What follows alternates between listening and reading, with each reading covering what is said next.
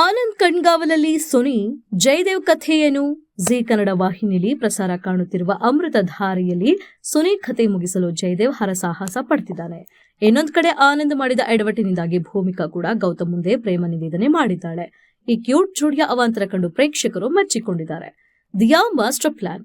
ಕೇಡಿ ಮಾವನಿಂದಾಗಿ ಆನಂದ್ಗೆ ಸುನಿಯನ್ನ ಕೊಲೆ ಮಾಡುತ್ತಿರುವ ಜಯದೇವ್ ಪ್ಲಾನ್ ಬಗ್ಗೆ ಗೊತ್ತಾಗಿದೆ.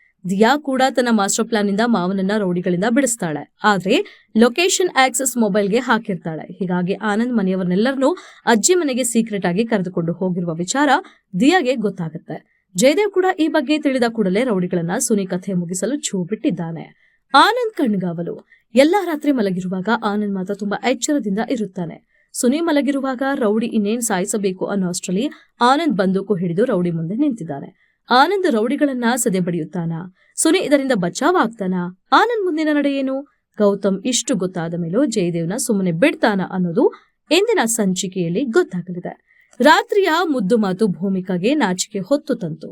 ಮತ್ತೊಂದು ಕಡೆ ಆನಂದ್ ಮಾಡಿದ ಎಡವಟ್ಟಿನಿಂದಾಗಿ ಭೂಮಿಕಾ ನಶೆಯಲ್ಲಿ ತೇಲಿದ್ದಾಳೆ. ಮಾರ್ನಿಂಗ್ ಎದ್ದ ಕೂಡಲೇ ತಲೆನೋವು ಅಂತ ಗೌತಮ್ ಮುಂದೆ ಹೇಳಿದಾಳೆ. ಆ ಬಳಿಕ ಭೂಮಿಕಾ ಗೌತಮ್ ಮುಂದೆ ಮಾತಾಡಿರುವ ಬಗ್ಗೆ ಎಲ್ಲವನ್ನ ಗೌತಮ್ ವಿವರಿಸ್ತಾನೆ. ಈ ಇಬ್ಬರ ಜೋಡಿಯ ಕ್ಯೂಟ್ ಮಾತುಕತೆ ನೋಡಿ ಪ್ರೇಕ್ಷಕರು ಸಖತ್ ಖುಷಿಯಾಗಿದ್ದಾರೆ.